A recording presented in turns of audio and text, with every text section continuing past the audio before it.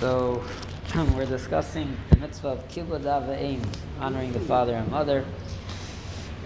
So it says like this: another teaching based on the three-way partnership in the creation of man. Last time we spoke about the shutzvin. The parents are partners with Hashem in the creation of the child. So Darash Ula Rabba Apischa de Benesiya, Ula the Great. It looks like there was a few Ulas, so there's Ula Rabba, Ula the Great. He expounded a verse at the entrance to the house of the Nasi. So we're saying the exact location where he said this drasha. And we'll see soon why it's relevant, why it's important, where he gave this drasha. What is the meaning of that which is written? This is a pasuk from Tehillim. All the kings of the world will acknowledge you, Hashem, because they heard the statement of your mouth. So this is the recognition of the Goyim, the Malchi Aretz, the kingdoms of the world. They're recognizing Hashem. It does not say the statement singular of your mouth. Rather, it says the statements plural of your mouth.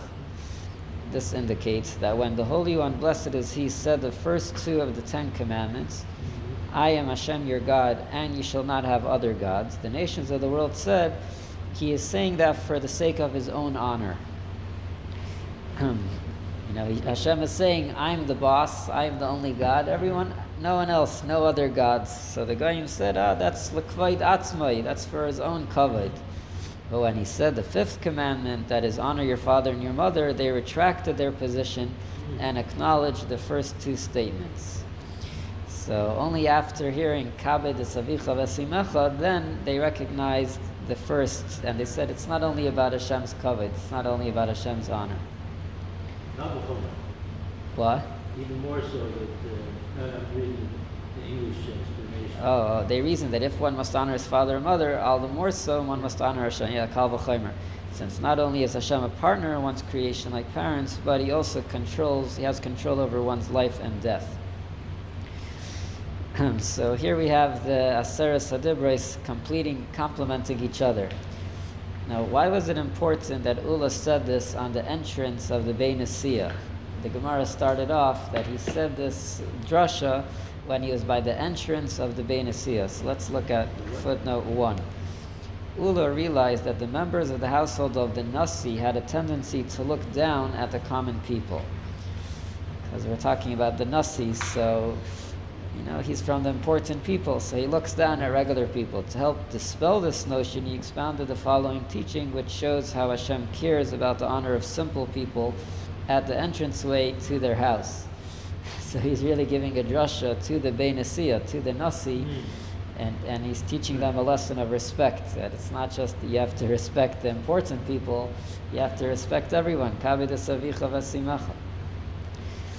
And then footnote 2 and 3, the Medrash states, when Hashem gave the Torah to the Jewish people and proclaimed, I am Hashem your God, and the kings of the nations of the world said, He is speaking just like one of us. After all, what king would want anyone to deny his sovereignty? And when Hashem proclaimed, you shall not have other gods, they said, what king would want a partner? It's like, this is nothing new over here.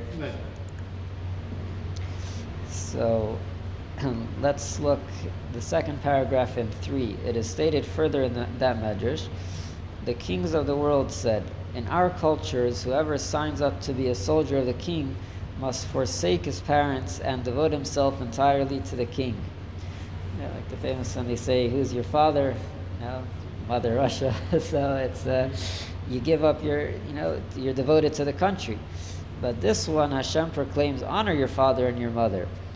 So they said, this is something different. This we wouldn't hear from a regular king. Hence, when they heard this commandment, they stood up from their thrones and acknowledged Him. So this is other kings acknowledging Hashem, that He's different. That is, they learned from the commandment to honor one's parents that the Holy One, blessed is He, did not give the commandments for His own honor, but gave them only for the benefit of Israel. So the Medrash elaborates a little bit more, explaining the difference between a regular king and Hashem. Okay, page 52, an alternative source for this teaching. Rava said, it may be derived from the following verse in Tehillim. The beginning of your utterance is true. This is from Kuf Yitzes. We say, Roish Devarcha Emes. Is this meant to imply that only the beginning of your utterance is true, but the end of your utterance is not? What does it mean that only Roish Devarcha Emes, the beginning? Rather, the verse teaches that from the end of your utterance, that is the last commandment on the first of the two tablets, honor your father and mother, it is evident that the beginning of your utterance, that is the first two commandments, I am Hashem your God, you shall not have any other gods, is true. So what's interesting here, it's saying that the Kibbud Av is considered the last, the soif, even though it's not really the last. It's number 5. Why do we call it the end? It's because it's the end of the first tablet. So it's an end in a certain way. It's the end of the first 5. So in that case, if they're saying that that's the Rosh, and they're saying that those commandments build in strength from the first to the 5th. Yeah. Which is interesting because that means that honor the Lord your God is the least of the commandments. Honor your father and mother is the Rosh, is the greatest. The sof, the end, the. But it's also Rosh. How is it the Rosh? So what's funny is that they bring a proof from Rosh Devarcha Emes, but at the end they're proving it from the Soif Devarcha, from the end of your word, not from Rosh Devarcha. So what? That's kind of where I was going. Right. So you're saying, why would we call that a Rosh, the Kibbud Av Vasimecha? And if it is the Rosh, then wouldn't that diminish the first commandment? Yeah, that's a good question. But for the words of the Gemara, it says that it's Soif Devarcha. How do we know that the beginning of your words are true? Is because the end of your words, which is referring to the Kibbud Av Vasimecha, is true.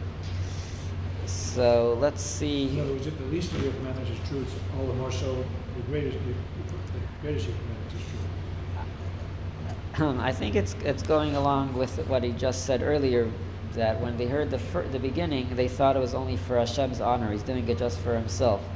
But by saying Kibbud Av, he's using a different pasuk. The first one was from Yeducha Hashem Kol Malchi Aretz. All the kings of the world are recognizing Hashem. Here we're bringing it from Rosh Devarcha Emes. But if you look at the pasuk, you don't even see anything about the end of your words. So how do we extrapolate this idea that from the end we prove the beginning? So let's look at 5. The verse does not actually mention the end of your utterance, like what you asked. Rava derives his teaching from the verse second half not quoted in the Gemara. So the proof is actually, it's not here, it's not in the Gemara, but you have to kind of know the end of the pasuk yourself. How does that pasuk end off? Ula olam kol mishpat tzidkecha. And your every righteous ordinance is for all time. The word mishpat tzidkecha, righteous ordinance, refers to mitzvos that are understandable by human logic. We know that there's 3 types of mitzvos, right? There's chukim, mitzvos that we don't understand. Then there's mitzvos that are edus, testimonial. And then there are mishpatim. Mishpatim are the ones that are logical, that we could understand them. Kind of by our edus. Edus. Example of edus, like Shabbos. It's to remind us of the creation of the world, or Pesach to remind us of Yitzias Mitzrayim. And mishpatim are things that you could kind of figure out on your own, even if Hashem would not command it. So the pasuk says, Ula olam kol mishpat tzidkecha. The end of this pasuk, it starts off Rosh Devarcha Emes. The beginning of your words are true. Ula olam, and forever kol mishpat tzidkecha, your righteous justice. So the Marsha explains that the end of the pasuk is hinting to mitzvahs similar to Kibbud Av. The word mishpat tzidkecha, righteous ordinance, referred to mitzvahs that are understandable by human logic, which include the requirement to honor one's parents. The verse thus alludes to this mitzvah, which is the end of your utterance, that is the final mitzvah inscribed on the first tablet. Basically, chukim, laws that don't make sense, the goyim are not going to get. It's beyond logic. But when they saw that Hashem is saying things that are logical, the first thing Hashem says, I am your God. They say, okay, don't serve any other gods. Then they say Shabbos and other things. They can't really relate to that. They hear Kibbud Av, they say, oh, okay, it's starting to make sense now. When it comes to Mishpatim, that's where they recognize, they said, okay, Reish Devarcha Emes. Probably what he said in the beginning is also true. So the word Emes, we know, is the beginning, middle, and end. So I guess maybe also in those words, Reish Devarcha Emes, sometimes you could tell when someone is saying the truth, either from the beginning, from the middle, or maybe you have to wait till the end to recognize the truth. But what's very interesting is that the mitzvah of Kibbud Av, which is at the end of the first luach, of the first tablet, that verified and that showed to them that the beginning, talking things which are related directly to Hashem, are also true. And here the Gemara is going to go into the story of Dama ben Asina. It's a pretty famous story, but we'll see there's a lot of depth to it. And this story is speaking about Kibbud Av actually by a non-Jew. We'll see the story. The Gemara illustrates from the actions of a certain non-Jew the degree to which the mitzvah of honoring one's father and mother extends. So this Gemara is actually very much related to the previous Gemara, because we're talking about the Goyim recognizing Hashem. What mitzvah brought them to this recognition was Kibbud Av. So we're going to bring a story of a non-Jew honoring his father and mother. Bo minei mirav Ula. They asked Rav Ula, how far does the mitzvah of honoring one's father and mother extend? We have a mitzvah Kibbud Av, but how much do you have to extend yourself for this? Rav Ula replied, go and see what a non-Jew by the name of Dama ben Asina did for his father in Ashkelon. It once happened that the sages wanted to buy a certain merchandise from Dama ben Asina in a transaction that would have yielded him a profit of 600,000 gold dinars, which is an incredible amount. But the key to the chest that contained the merchandise was lying under his father's pillow, and his father was sleeping at the time. Nevertheless, Dama ben Asina did not disturb his father. So this is very interesting. When we want to prove how to honor our father and mother, we go to the Goyim. We say, look what this guy did. Here it says Nachri Echad. It doesn't say that he was an idol worshiper. Other places it uses the word maybe Ovid Avodah Zarah even. I'm intrigued by this word pragmatia. Pragmatia. It sounds like pragmatic, right? Yeah. I also noticed sometimes the word pragmatia is spelled with a kuf. Pragmatia. And here it's spelled with a gimel. But it's idea of a business, pragmatia. Realistic. Yeah. Or realized gains. The word matia also means like to come, to bring. So I think it's referring to a business where there's bring that you give and you take. So there's an interesting question. Pragmatia. I think you could. Parak means to unload, and matia means like to bring. So it could be like unloading and bringing it. That's. Well, the English word for that is logistics, which is logical, pragmatic, if you will. Mm-hmm. Very strange word association going on here. Yeah. I'm only going to that because I do not yet follow. So, in this story over here, what would be the halacha? Was he being like a chassid, going beyond the letter of the law? If someone's father is sleeping and he's able to make a lot of money, is he allowed to wake him up? So let's look at footnote 1. You ready? Check. Although it emerges from the Gemara that one should not wake his father even when refraining from doing so will cause the son to lose opportunity to make a profit, this is only true if he knows that his father would prefer not to be woken. If, however, one knows that his father wants to be woken for any reason, there is a mitzvah to do so. Let's say you want to wake him up to say Shema, that would be a good reason. Nevertheless, if possible, the son should arrange for someone else to wake his father rather than the son doing so himself. So that would be more kibbud. Oh, but his son is setting an alarm clock. So he's not doing it directly. That's a good question.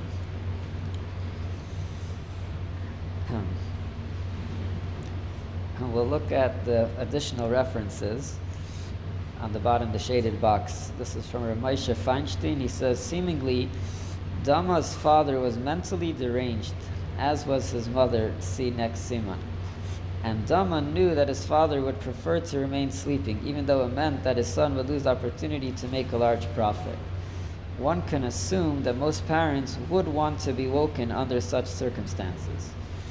So it's very interesting. Tosfos actually points this out clearly, that that the mother was deranged, that the mother was not mentally stable. But Rav Moshe Feinstein is adding that probably his father was also. I don't know. You got 600,000 gold dinars go by because you wouldn't break me. What, are you nuts? Yeah. He says yes. He is nuts. Sleep even better tomorrow if I had the money. So that's, we're assuming that he was nuts. So that's. So this would not really be the halacha in this case, if someone would be making such a big deal. So this story doesn't give us so much information, but Can you see inside A and how it relates to this coming parsha? Not yet. Well, let's get to that soon. But just to point out, in the story it says Pam machas bikshu chachamim pragmatia. So if you think about it, it says Bikshu Chachamim Pragmatia. The Chachamim are doing business. Since when are the rabbis doing business? Why are the rabbis doing business with such big amount? Where did they get all the money from? What's this? But it sounds. Stones for the ephod. Oh, so that's a different story. Yeah. So let's see the next story. Another version of this incident, which probably explains the first story better. Rabbi Yehuda said in the name of Shmuel, they asked Rabbi Eliezer, how far does the mitzvah of honoring one's father and mother extend? Rabbi Eliezer replied, go and see what a non-Jew by the name of Dama ben Asina did for his father in Ashkelon. The sages wanted to buy stones for the ephod from him in a transaction that would have yielded a profit of 600,000 gold dinars. So here it explains what they're doing, what's the business over here. They weren't just doing any business, they were looking for stones for the ephod. And a different version of the story taught by Rav Kahana records that the potential profit was actually 800,000 gold dinars. However, the key to the chest containing the precious stones was lying under his father's pillow, and his father was sleeping at the time. Nevertheless, Dama ben Asina did not disturb his father. So this version is pretty much, it's the same story, but explaining a little bit more. It's different rabbi. This guy had a really good relationship with the Jews. Did business 3 times. Saying that the same story might have happened a few times, and that his father was sleeping. So now, this story also says what he was rewarded. The next year, the Holy One, blessed is He, gave Dama ben Asina his reward, and a Parah Adumah was born in his herd. That was the schar. A year later, the sages of Israel went to him to purchase the Parah Adumah. Dama ben Asina told them, I am aware that in your situation, if I would ask from you all the money in the world for the Parah Adumah, you would give it to me. Because having a totally red parah, red heifer, is very rare. However, I ask from you only the amount of money that I lost as a result of honoring my father. He didn't want to take the schar. He didn't want to take the reward.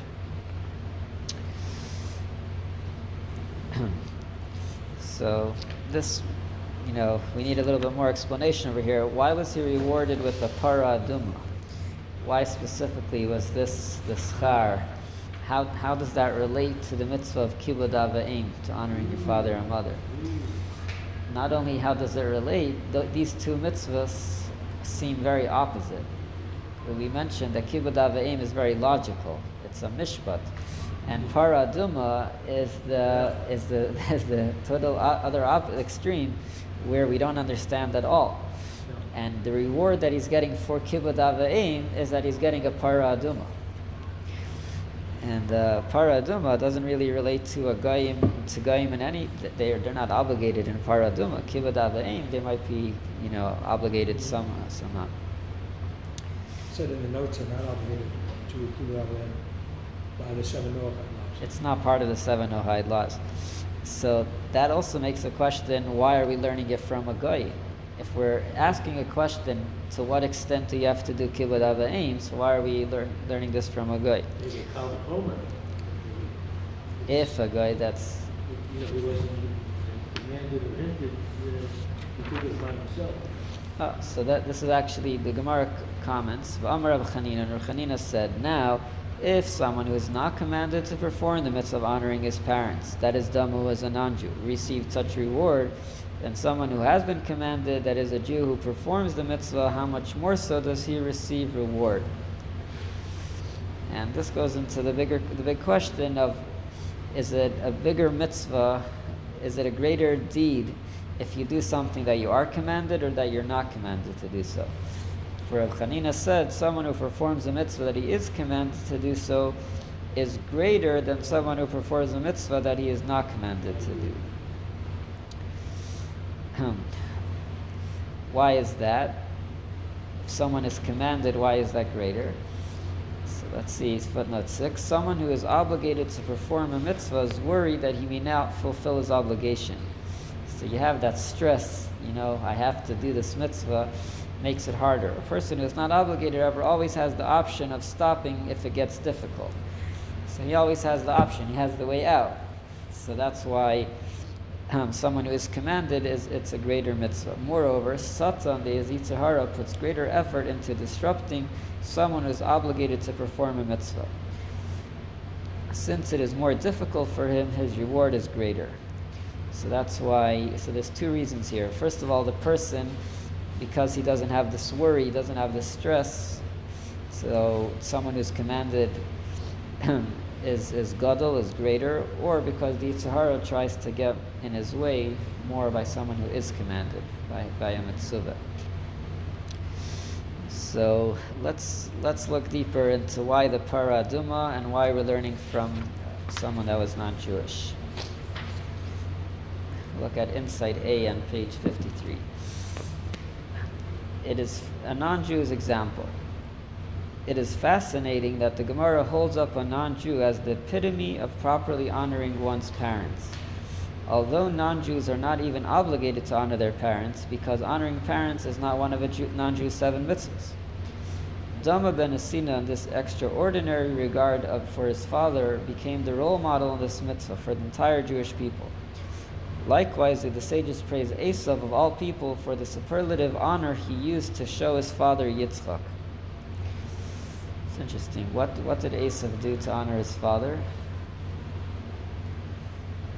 So that was the connection to the parsha. He brought him the choice. The food. Choice foods. You always. Yeah. It's actually interesting that we find by the Avos, a lot of times it's mentioned where there was a lack of Kibbud Av, where they were missing in honoring their father and mother. Like it says that Avram, he left his father Terach, and the Torah puts the whole section out of order, that it says that Terach died before he actually died, because we don't want people saying that Avram left his father when he was old. And then we find that Yaakov, he was away from his father for 22 years, and he was punished that Yosef, his son, also was away from his father for 22 years. So it's kind of interesting that we see the people that are not obligated in this mitzvah are doing it in the fullest. So this raises a fundamental issue discussed by Rav Chaim Friedlander. Isn't the primary reason we observe the Torah because Hashem commanded us to do so? Even mitzvahs which clearly have a logical reason, we perform ultimately because Hashem so commanded, not because they make sense to us or conform to our perception of morality. If so, it seems odd that we infer the parameters of honoring one's parents from a non-Jew whose behavior was guided by his innate sense of gratitude to his father. It was coming not, he did it not as a mitzvah.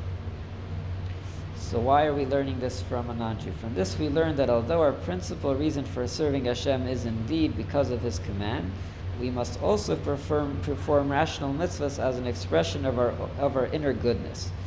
So this takes us to a question, why do we do mitzvahs? It's really hard to do. Which part is hard? Oh, it's even harder. So it's always said that it's really hard to perform a logical commandment, l'shem shamayim, because you want to do it logically. But now he's turning around and saying, it around. You should also do it logically.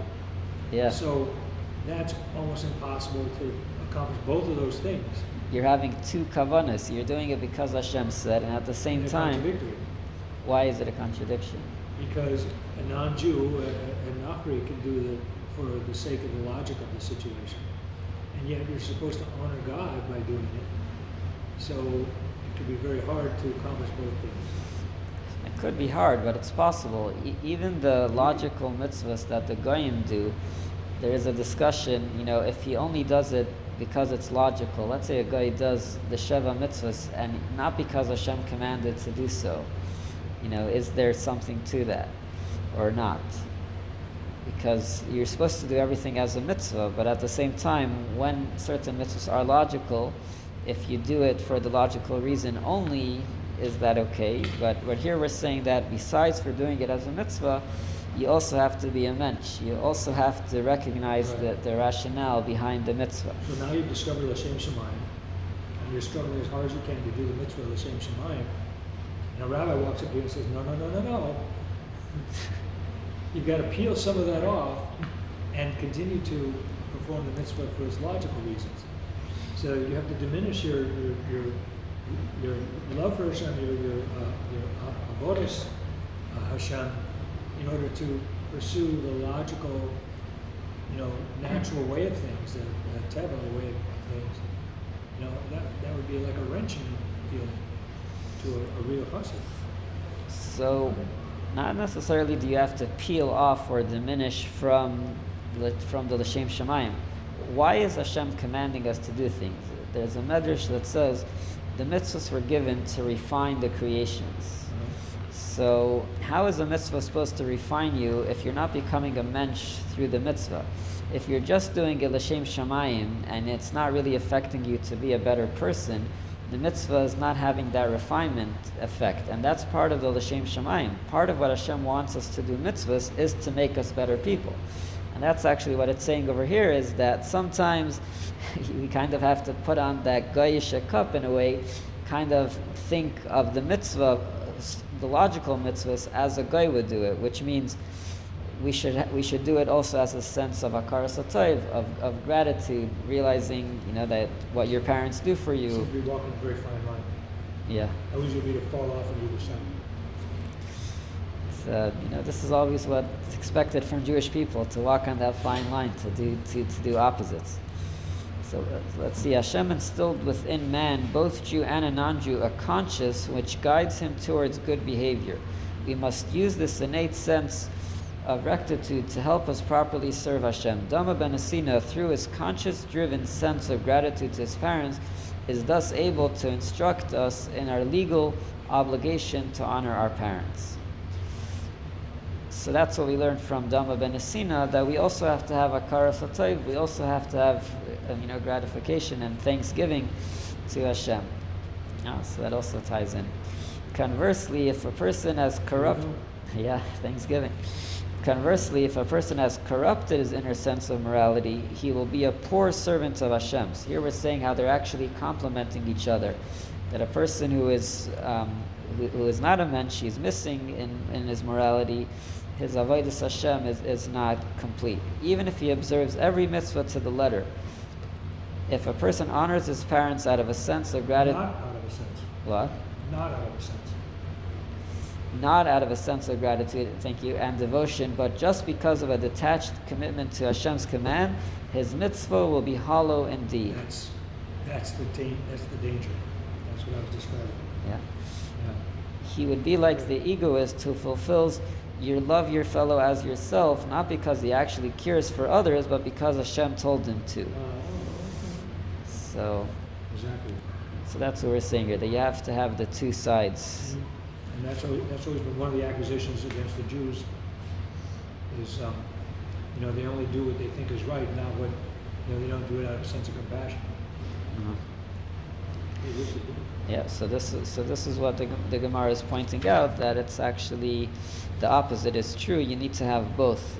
We're told to do a mitzvah, we do it because Hashem said, and at the same time we also have to have the natural conscience of doing the right thing and being a good person. Okay, so let's go to insight B, the price of honor, the next page, 54. Here they get to the Parah Adumah. Why specifically the Parah Adumah? Many commentators address the fact that Adumah ben Esina received specifically a Parah Adumah as reward for his exemplary display of honor toward his father. A central theme of many of their explanations is the sharp contrast between the mitzvahs to honor one's parents and the mitzvah of Parah Adumah. So he said that they're extremely opposite. Honoring one's parents is the quintessential mishpat, or command that is readily embraced by human reason.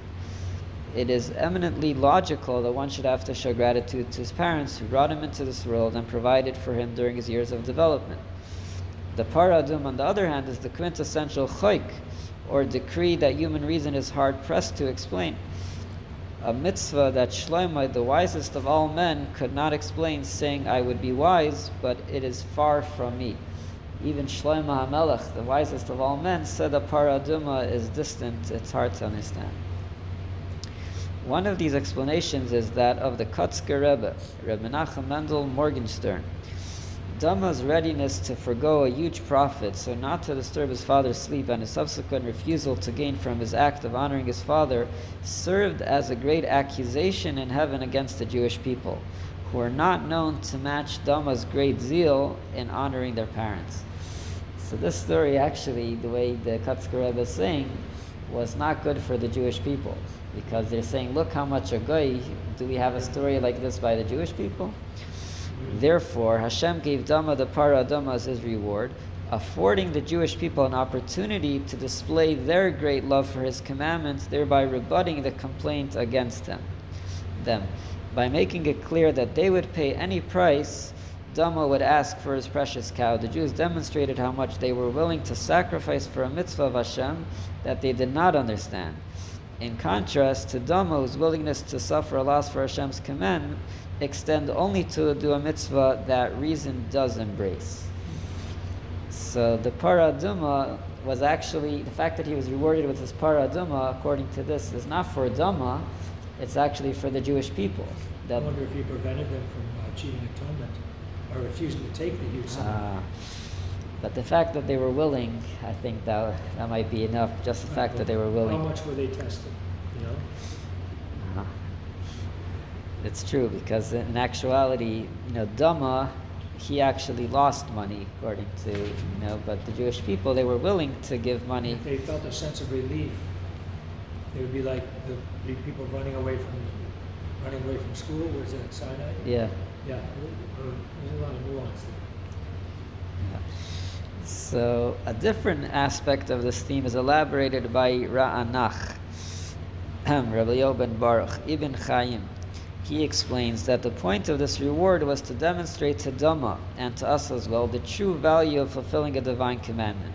True, there are many commandments which, like honoring one's parents, make eminent sense to human reason, but there is a danger, this is what you were hinting to before, that one will fulfill such commandments because they are dictated by human reason, rather than because they are divine will. The ultimate purpose of fulfilling divine commandments, even one that is called by human understanding as well, is that is Hashem's will. So this is the opposite of insight A. Insight A was saying that even mitzvahs that we do because of Hashem said, we also have to use the logical side, we have to be mentioned. And here it's saying that Adumah was rewarded with a Parah Adumah to remind him that even mitzvahs like Kibbud Av that makes sense, we have to do it just because Hashem said, like the Parah Adumah. So we, the Jew is expected to have these two extremes. Yeah. From one hand we have to be logical, we have to try to understand and relate to basic element of the mitzvah, and at the same time we have to do it because Hashem said. So thus Dama was rewarded with a Parah Adumah needed for a commandment performed purely to fulfill Hashem's will, to show that it is the fulfillment of Hashem's will and not man's reason that should be the animating drive behind the performance of any mitzvah. So here we have two mitzvahs coming together, Kibbud Av and Parah Adumah, and teaching us how really every mitzvah has to have a little bit of both, a little bit of Kibbud Av and a little bit of Parah Adumah. These are the two sides of a mitzvah. So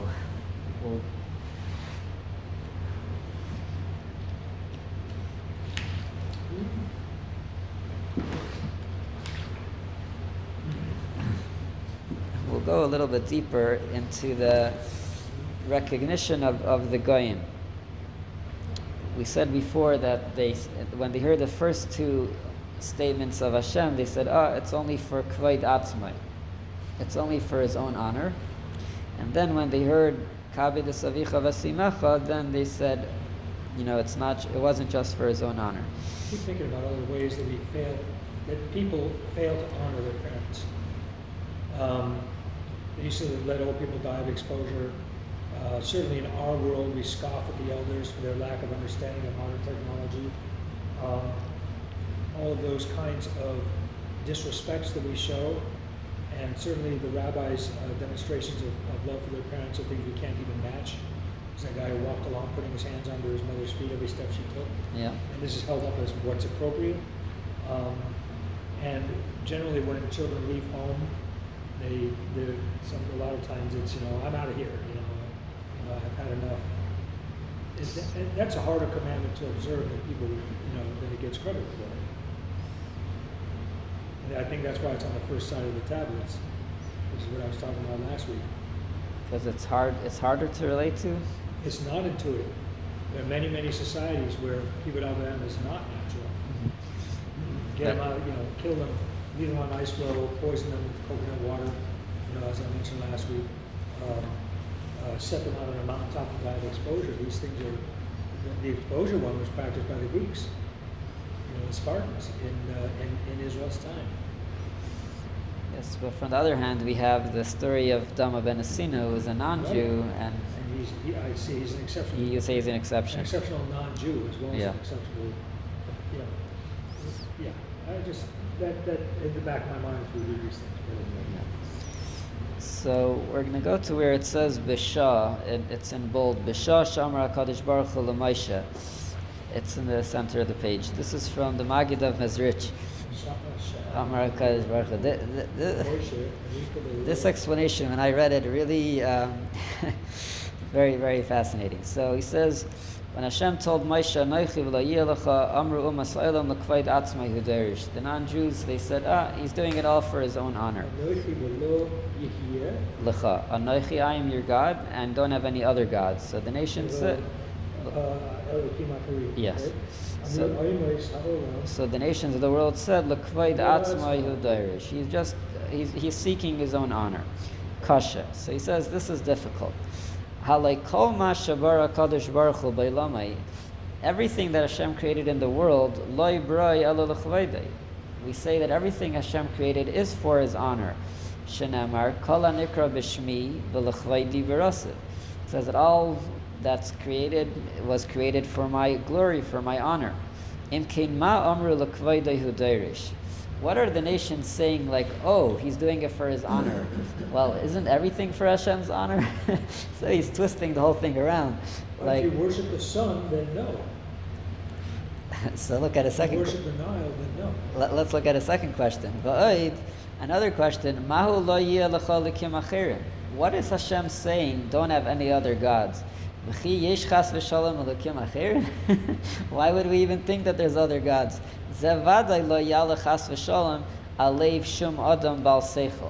Anyone that has brains, basically, he's saying it's not something that could enter our thought. So these questions are really, it's like, what were the goyim thinking? What does it mean? L'kvayid atzmai hu derish. Isn't everything for Hashem's honor? And what is these other idols? How could we even think that there is a Elokim Acherim? So obviously this is on a deeper level, these questions, because the Goyim, like you mentioned, there could be idol worshippers. But here we're assuming, how would we understand this Gemara knowing that there is no other gods and everything is created for Hashem's kavod? And here he takes a story about Avram Avinu, and I never thought of it this way. Something really amazing. Yishleimar al pi ma she'amar Razal kishara Avram Avinu olav Razal Rabbi Seinu Zechayim Levracha, the rabbis of blessed memory. Kishara Avram Avinu olav Shalom es Hashemesh. We know that how did Avram come to recognize Hashem? So first he looked at the sun, and he said, Amar Zelukah. He said, this is God. And how does the story continue? The sun goes down by night, the sun sets. He says, this can't be God. Then he looks at the moon. He says, oh, maybe the moon is God, and etc. That way the story goes. And then he realized that there must be a superpower, which is the ultimate Hashem. And so the Mizrach Maggid explains like this: V'inyan ki b'kol advarim yesh koyach hapoel b'nifal. There's this idea of koyach hapoel, the power of the creator or the craftsman is in his work. Umi sheyesh lo koyach hara'os, someone who has the power of vision, v'chazaka hariyah shaloi, and he has a strong ability to see things. Yachol liros b'chol kli ma'aseh koyach hapoel. Someone could see in every action, in every work, the power of the person who made it. That's interesting. They actually say this about the Maggid of Mezrich, that he was able to see on a certain table that the person who made it was blind in one eye. Not because the table was crooked, it was a regular table, but he was able to see the power of the one who made it in what he made. So that's the idea of koyach hapoel b'nifal. V'Avram Avinu olav shalom hayiraya b'shemesh. So Avram is looking at the sun. V'haya lo yasaga shara by koyach hapoel. Hasaga, he had an understanding, and he sees within the sun koyach hapoel, the power of the one who made it. V'ya'ovid la koyach hahu. And this is what's amazing. Avram, when he saw the sun, he didn't think, I'm going to serve the sun itself. He thought, let me serve the power of Hashem that exists within the sun. That was his mistake. This is a whole other story. I never understood the story like this. It's saying that Avram was not assuming that the sun, the physical sun was Hashem. He was thinking, there's a lot of energy of Hashem within the sun. Let me serve that. V'nimtza ki avad Hashem baruch hu. So it comes out that even Avram was not like serving idols when he first thought that the sun was Hashem, because he was referring to the power of Hashem within the sun. When he sees the sun is setting, he sees the moon and the stars, they're all setting, and there's no light. What did he realize? That there is a source of the power. The energy is within the sun, but there is a power of all the powers. He realized that there is a source of all the causes. First he thought that the energy that is in that specific thing is the ultimate understanding of Hashem. He did not understand more. Then you realize that there is something which is infinite, that is Ein Sof. Amar Mali lavod l'koyach asher melubash b'davar acher. Why would I serve an energy which is enclosed in something else? Evay le'ein sof baruch hu b'atzmai. Let me serve the Ein Sof itself. So this is a deeper perspective and understanding of the story of Avram Avinu. It's not that he first thought like all the other idol worshippers, I see the sun, oh, this is God. He saw the God within the sun, and he saw, oh wow, this is really powerful. There's a powerful energy within the sun. But then he realized this is not the ultimate power. There is a power beyond all of this. V'hinei, v'zeu hakadosh baruch hu maloi kol haaretz kavodei. And the truth is that Hashem, His honor, fills the whole world. Ki af ba'olam hazeh u'b'kol hagilgulim. There's a lot of different versions over here. We see there's a lot of brackets. there's another version that says, Af ba'avodah zara. Well, v'chol hagilulim yesh nitzutzos kedusha. There are sparks of kedusha found even in avodah zara, according to this version. K'naydam yud aleph samamani hakteris, as it is known of the 11 incense of the Ketores. Uksiv va'ato mechaya es kulam. And Hashem gives life to everything, which means that there's a spark of Kedusha everywhere. V'zeh asa Hashem yisbarach sheyeh b'chenas artzi schar v'aynesh. Why does Hashem give room? Why is there sparks of holiness even in negative things? In order that there should be choice, reward, and punishment. Uba gamkin mi'ashvira kanoida. This came from the fact that it turns into negative power is because there was a break, which is known as the shvira sakelim. Shvira sakelim, the shattering of the vessels. Which means that in order for the vessels of kedusha, in Kabbalah there's this whole idea that the way negative powers exist in the world came from a crash in kedusha, which means that there was too much energy of kedusha for the vessels of kedusha to contain. They fell down, they broke, they came to this world, and they turned into something which looks negative, but ultimately in its source they came from a very holy power. So that's the whole concept in itself. Whole concept what? The concept of Shvira Sakelim, it's a whole topic for itself. Oh, for itself. Yeah. Achshu soid lo oivdin lo boishis lo latzim kvayde yisbarach.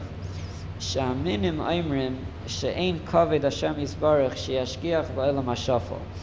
The people that do not believe in Hashem, they say that it's not respectful for Hashem to look down at this world. Udvarim shvelim. V'yisacher pidei reishaker. It's the idea of a God that sets up the clockwork and then leaves. Yes. So he says, what is the proof that that is not true? He says, V'yisacher pidei reishaker. Now we're going to close their mouth. It's a strong expression. We're going to close the mouth of those who speak falsely. What line you want? It's where it's highlighted or in bold. Ki. Mashal la'av.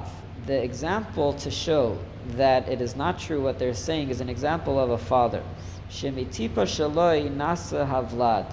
That it is from his drop, from his semen, that the child is created.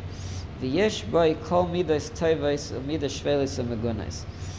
And everything comes from the father, and the son takes over all the midas, all the characteristics and emotions, both good and bad. V'koil ba mi'atipa. This is all coming from that drop. V'afal pikein tzarich lechaved esa'av v'la v'doise b'derech kaved. He says, look at this. You have the father, you have the son. What is the son? The son essentially is a part of the father, comes from the father. Everything that he has comes from the father. Are you going to say that the son has something or it exists as an entity for itself without the father? No, it's coming from the father.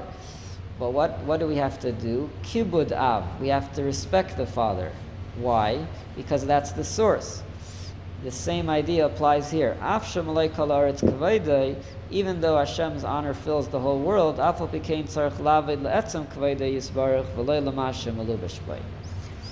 so here's the two sides. There's some people, they say Hashem doesn't exist within the world. But we're saying, look at a father and a son. The son comes from the father, but we don't serve the son. It's not the father serving the son. The son has to respect the father. Why? Because the father is the source. So if we look at the whole world as a father-son relationship, Hashem is the source of the world. The world has in it part of Hashem. But are you going to serve the son?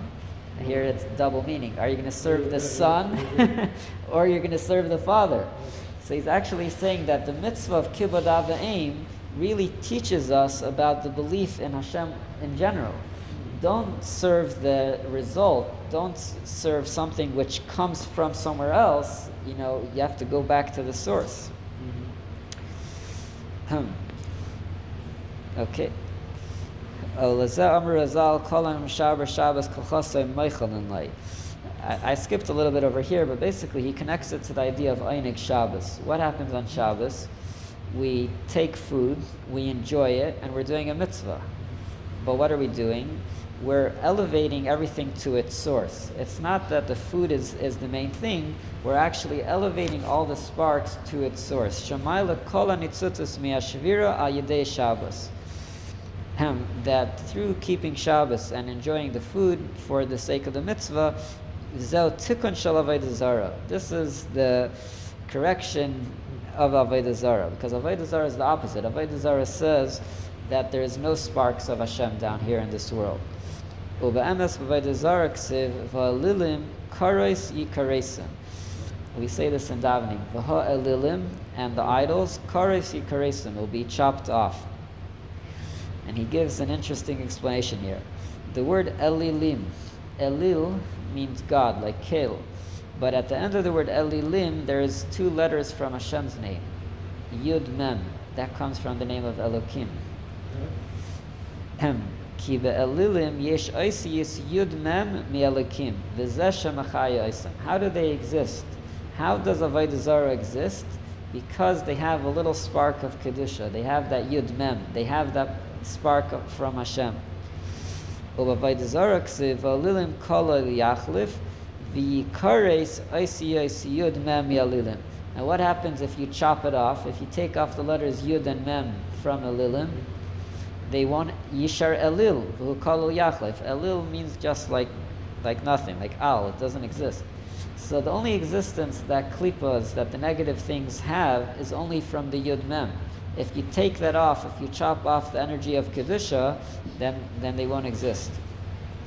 Okay, so let's just summarize what we said over here. We started off with two questions here.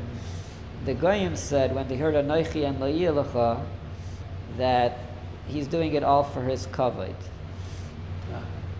And we asked, isn't everything for Hashem's kavod? And what is the mitzvah of Lo Yelecha Elokim Acherim? Don't serve other gods. Why would we think that something else would be a god for us? So now he answers the questions. V'zehu Lo Yelecha Elokim Acherim.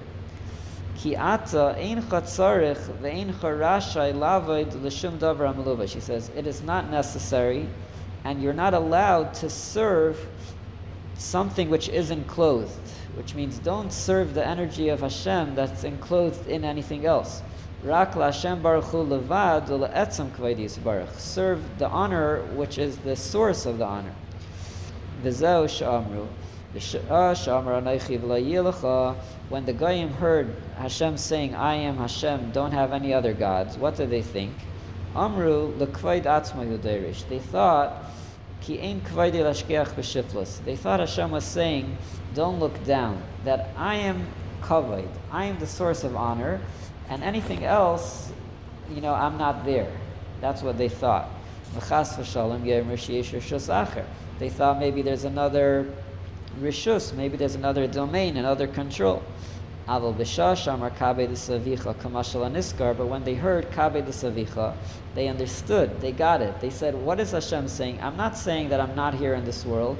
Hashem is saying, learn from your father and mother. Just like the son is really the same and comes from the father, but you're not going to serve the son because that came from somewhere higher. They understood that even though Hashem is in this world, it still does not mean you should be serving the world, but you should recognize the source and serve that. So the mitzvah of Kabe de Savicha is a good example for where Hashem is in everything, and at the same time you do not serve that, because there is the source of everything which you have to serve. And that's what Avram Avinu got. When he was looking at the sun and the moon, he was seeing a lot of energy of Hashem, but first he was serving that. But he didn't realize that there's a father. That's all. All that you're looking at, that's all the sun. But you have to look higher, you have to realize that there's a source of everything. And so that's why the mitzvah of Kibbud Av, you could say maybe this is why it's all on the first luach, it's still all on the first tablet, because this mitzvah of Kibbud Av explains you really what it means, the honor of Hashem. What is real kavod? The kavod is not that Hashem is not here, it's Hashem is here, but he's still greater than that. And that's what we come to realize from the mitzvah of Kibbud Av. So just a little teaser for next time. We have the story here in the Bavli, in Yerushalmi. There's a whole other version of the story of Dama ben Asina, and there's a lot of differences, but we're not going to have time this time. It's Hashem to be continued. Yeshar Koyach. So are we going to get